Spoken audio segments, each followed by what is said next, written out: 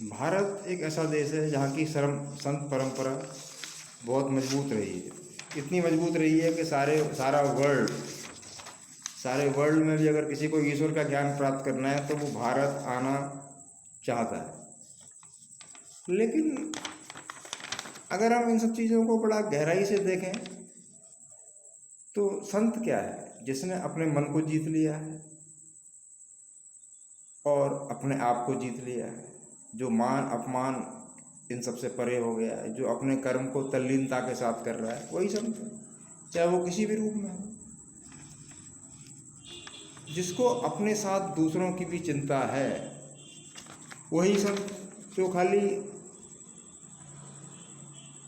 जो सबके प्रति संवेदनशील है, सबके प्रति सद्भाव रखता है, सबके प्रति अच्छी भावनाएं रखता है, वही संत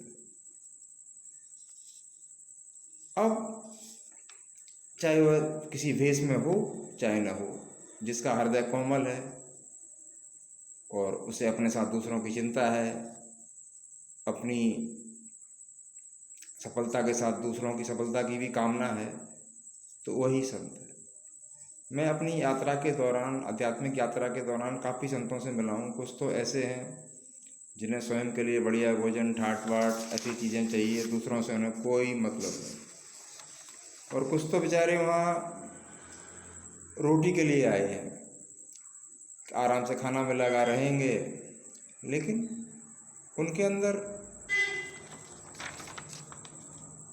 मुझे ऐसा कोई भाव नज़र नहीं आता। दूसरा क्या होता है, हर बात पर वो समाज को तिरस्कृत होने का बोध करा रहे हैं।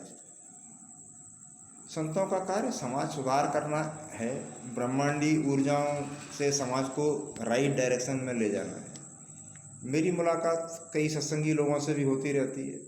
वो बड़ा सत्संग की बात करते हैं, अपने अपने गुरु को सर्वश्रेष्ठ बनाते हैं। अरे भाई, किसका गुरु सर्वश्रेष्ठ? सब बराबर हैं, सब गुरु एक जैसे हैं। बात यह है कि हर एक दूसरे की मतों की आलोचना का मतलब क्या है कि आप संत थोड़े ही हैं, आप तो आलोचक हैं। और जो ईश्वर को जानता है, जिसके हृदय में समदर्शिता है, सबके लिए एक जैसे बराबर का भाव है, जिसके हृदय में ज्ञान का दीपक जल रहा है, समझ लो कि वही संत है। घरों में भी मैंने बहुत ऐसे सज्जन लोग देखे हैं जिनसे आप मिलेंगे तो उनके साथ आपको परम शांति का अनुभव होगा। उनकी बातचीत से भी आपको विशेष प्रेम प्यार झलकता है, वो प्रेम से भरे हुए हैं। आप जाएंगे, उनके पास बैठेंगे तो आपको जाते ही आप जलपान करेंगे, आपको भोजन चाहिए, ये सारी चीज़ें उनके साथ बराबर हैं। दूसरा, एक आदमी जो है सत्संगी है और वो क्लेम कर रहा है कि भाई मैं सत्संगी व्यक्ति हूँ, मैं सत्संगी व्यक्ति हूँ और मैं बहुत ही भजन करता हूँ। और उसके यहाँ कोई आदमी जाता है, वो खाना 1 घंटे बाद पूछता है, फिर पूछता है प्यार से, चाय लेंगे जी, क्या पानी लाऊं आपके लिए? इसका मतलब उसकी तहजीब कहाँ है? इससे तो एक सामान्य व्यक्ति अच्छा। और ऐसे लोग चाहे किसी वेश में हों, वो ईश्वर के समकक्ष हैं। वो भजन को समझते हैं, ईश्वर को समझते हैं। तो जिनके लिए कोई छोटा बड़ा नहीं होता, सबके साथ समान व्यवहार है।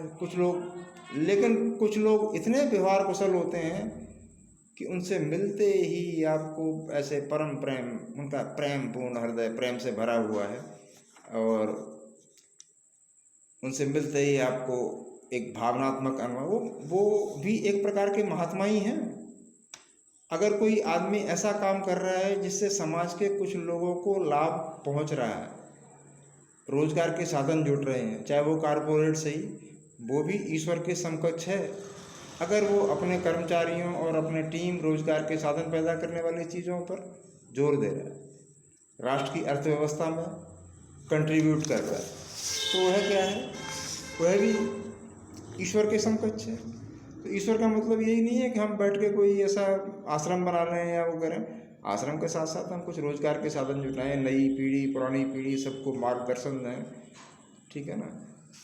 उस टाइप से जब हम करेंगे तो हमें विशेष हार्दिक शांति का अनुभव होगा। तो आत्म शांति का अनुभव तभी होता है जब हम दूसरों के लिए कुछ कर पाते हैं। अब वेस्टर्न वर्ल्ड में जाएं, पश्चिमी देशों में जाएं तो वहाँ विज्ञान पर ज़्यादा जोर है। तो आप देखेंगे आइंस्टाइन पूरे जीवन को खपा दिया, न्यूटन पूरे जीवन को खपा दिया, दाढ़ियाँ बढ़ गई, लगे पड़े एक ही विषय वस्तु का चिंतन कर रहे हैं कि समाज के लिए कोई राइट ब्रदर्स जिन्होंने प्लेन बनाया, बेचारे उड़ते उड़ते उत्तरी ध्रुव में जाके उनकी डेड बॉडीज मिली, क्या क्या, तब आप हवा में उड़ पा रहे हैं। तो करोड़ों ऐसे संत तुल्य लोगों के सहयोग से ही आप आज इस विकास के सोपान पर खड़े हैं। न्यूटन बहुत बड़े वैज्ञानिक थे, एक बार उनके कुत्ते ने जंप मारी, कैंडल गिर गई, सारी उनकी रिसर्चें जल गई। हम जैसा होता तो कुत्ते को पीट पीट के मार डालता, बोले तूने मेरी ज़िंदगी भर की रिसर्च खत्म कर दी। लेकिन उन्होंने कुत्ते से कुछ नहीं कहा, बस केवल ये बोले, डायमंड तूने मेरी सारे जीवन की कमाई नष्ट कर दी, और कुछ नहीं बोले। फिर दोबारा से अपनी लेखन सामग्री लेकर जुट गए। ये है संत। तो पूर्ण शांत संयत होकर आप लक्ष्य को प्राप्त करने के लिए सतत प्रयास कर रहे हैं तो आप भी किसी महात्मा से कम नहीं है। क्योंकि महात्मा का मतलब क्या है, सन्यासी का मतलब क्या है, किसी भी उद्देश्य में तल्लीन हो जाना। और आप भी तल्लीनता के साथ कर्म कर रहे हैं तो आप भी है। लेकिन क्या है, आपके उद्देश्य ठीक होने चाहिए। महात्मा के उद्देश्य और आपके उद्देश्य, ये दोनों कैसे होने चाहिए, सबके लिए जो कल्याणकारी हो। आप कोई खोज करें तो ऐसी करें जो सबके लिए कल्याणकारी हो, ठीक है ना। अब जैसे कुछ खोजें ऐसी हो जाती हैं, एक आदमी ने AK-47 हथियार बनाया था, उसको बड़ा अफसोस हुआ क्योंकि इस दुनिया में सबसे ज़्यादा किलिंग जो हुई वो AK-47 से हुई, टेररिस्टों ने उसको यूज़ किया। अब संत की दूसरी परिभाषा क्या है कि अगर आप में अच्छे गुण ज़्यादा हैं और खराब गुण कम, तो समझ लो कि आप संत हैं। सहनशीलता है और मनन चिंतन है और समाज को आप कुछ दे रहे हैं, धीरे धीरे आपकी सामर्थ्य प्रबल हो रही है, तो भी आप किसी संत से कम नहीं हैं। आपको उस व्यक्ति को हमेशा प्रणाम करें जो समाज को किसी भी स्तर पर कुछ देने की कोशिश कर रहा है, वही संत।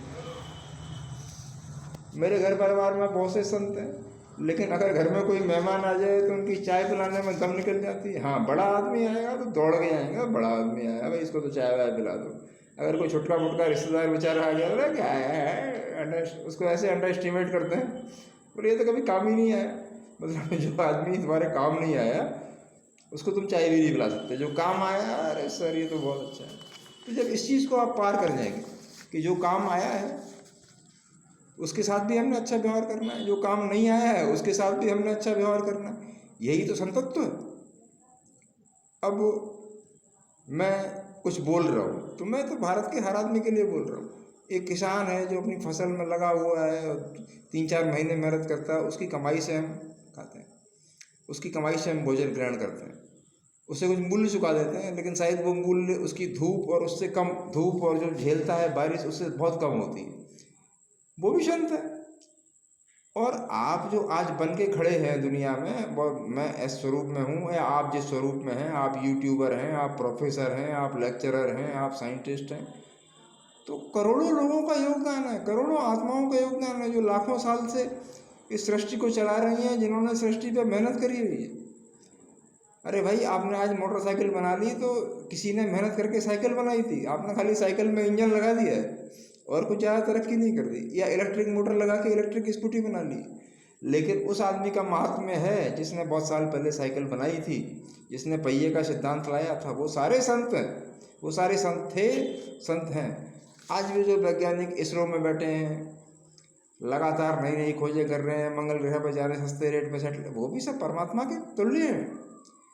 भाई, इस दुनिया के मज़े छोड़ के एक लगन में लग जाना कितना आसान काम है। हजारों चीज़ें दुनिया में, लड़कियां हैं, औरतें हैं, मोटरसाइकिल, शराब है, सब चीज़ें छोड़ के जो अपने कैरियर बनाने पर लगा हुआ है वो संत है। और जो सारे आनंद एक साथ लेकर समाज को भ्रष्ट कर रहा है, बस वो संत नहीं है। तो आप किसी भी लेवल पे अच्छा काम कर रहे हैं तो आपका कार्य संत। विवेकानंद ने कहा है कि कर्म योगी और ज्ञान योगी और जो फिलॉसफी है, तो कर्म योगी सबसे श्रेष्ठ है, क्योंकि वो खाली किताबें नहीं पढ़ रहा, वो चीज़ों को करके दिखा रहा है। और चीज़ों को करके दिखाना कितना मुश्किल होता है, तो वो बड़ा, आप कुछ करके देखेंगे। 4 घंटे किताब को पढ़ना मुश्किल काम है, 4 घंटे खेत में काम करना मुश्किल काम है, 4 घंटे मैथमेटिक्स के क्वेश्चंस लगाना मुश्किल काम है, क्योंकि उसमें आपको अपने मन को एक जगह बांधना पड़ता है, और जिसने मन को बांध लिया वही संत। अब आप ऐसा देखेंगे कि काफ़ी लोग ऐसे हैं, जैसे भारत में देखेंगे तो एक बहुत बड़ी संत परंपरा है। तो संत परंपरा का होना अच्छा है, सत्संग का होना अच्छा है, सब चीज़ें अच्छी हैं, लेकिन ये सब चीज़ें तब अच्छी हैं जब हमारे देश का विकास भी हो रहा हो, देश में भुखमरी न हो, सब खाना पीना अच्छे से चल रहा हो। तो अभी क्या है, अभी सारे हम लोगों का जो कंबाइंड गोल है, हमारे संतों का भी होना चाहिए, हम लोगों का भी होना चाहिए। अभी हमें देश की अर्थव्यवस्था को और बेहतर बनाना, ये हमारा उद्देश्य है। तो ऐसा नहीं है कि आप संत बन के ही संत जैसे कार्य करेंगे, आप साधारण रहकर भी संत के जैसे कार्य कर सकते हैं, ये मेरा कहने का मतलब है। तो मैं वीडियो बनाता हूँ, अपलोड कर, जो मेरे मन में आता है बोल देता हूँ। मैं कोई ज़्यादा एक आउटलाइन तैयार की, समझ में आया वो बोल दिया, और बस ठीक है। आप लोगों को अच्छा लगे तो आप देख लीजिए, इतना मेरे लिए काफ़ी होगा। इससे ज़्यादा कोई इनाम की उम्मीद मैं नहीं करता हूँ। अब मेरे साथ कई देखा होगा आपने, मेरे साथ कई दोस्त रहे, दिल्ली में काफ़ी टाइम टीचिंग प्रोफेशन में रहा। वो दिन भर चोरी बेईमानी करते थे, दिन भर चोरी में, मंदिर में पहुँचे और टीका लगाया और मैया के पैर पकड़ लिए। भाई ऐसी कौन सी माँ है संसार में, जो वो तो दिव्य माँ है, वो कब कहती है यार तू चोरी करके आ, नौकर की तनख्वाह मारो, मेरे पैर पे। उससे तो बेहतर है कि आप मंदिर ना जाएं, और मंदिर जाएं तो फिर मंदिर जैसी, संतों जैसी परंपरा का पालन भी करें हर क्षेत्र में, तो आपका महात्म्य होगा। और चाहे आपके अच्छे कर्म की चर्चा हो, चाहे अच्छे कर्म की चर्चा ना हो। मैंने कई लोगों के साथ अच्छा किया, वो आज भी मेरी दिन रात बुराई करता है, मुझे कोई फर्क नहीं पड़ता। ठीक है, मैंने उनके साथ अच्छा किया, मुझे पता है, मेरा हृदय जानता है, और करते रहें। उनका काम है कीचड़ फेंकना, अपना काम है अच्छा करना। अभी मैं बीमार पड़ा तो कुछ लोग मुझे गुस्से के मारे देखने ही नहीं आए। अरे भाई नहीं आए, लेकिन मैं कभी ऐसी भावना नहीं रखता कि 3 साल की बीमारी में तुम मुझे देखने नहीं आए। तुम बीमार पड़ोगे तो मैं प्रार्थना भी करूँगा और देखने भी जाऊँगा, ये मेरा महात्मा है। और तुम्हारा महात्मा वो था कि तुम मुझे देखने नहीं आए। ठीक है, अगर हमारी तुम्हारी कोई लड़ाई है, विरोध भी है, तो कम से कम बीमारी के समय, मौत के समय थोड़ा कम हो जाता है। तो जो इन सब चीज़ों को पार करते हुए कर्म करता रहता है, छुटपुट बातों की परवाह नहीं करता और अपने कर्म में लगा हुआ है, जिसका जो अच्छा हो रहा है ठीक है, जो स्वीकारता है ठीक है। आपका काम है अपने अच्छेपन, एक अच्छी बकेट में एक बीज अच्छे रखो और अच्छे वाले बीज फेंकते चलो, फेंकते चलो, फेंकते चलो, कोई पेड़ नहीं बनेगा। समय आएगा जब जमीन सही मिलेगी तो कोई ना कोई अंकुर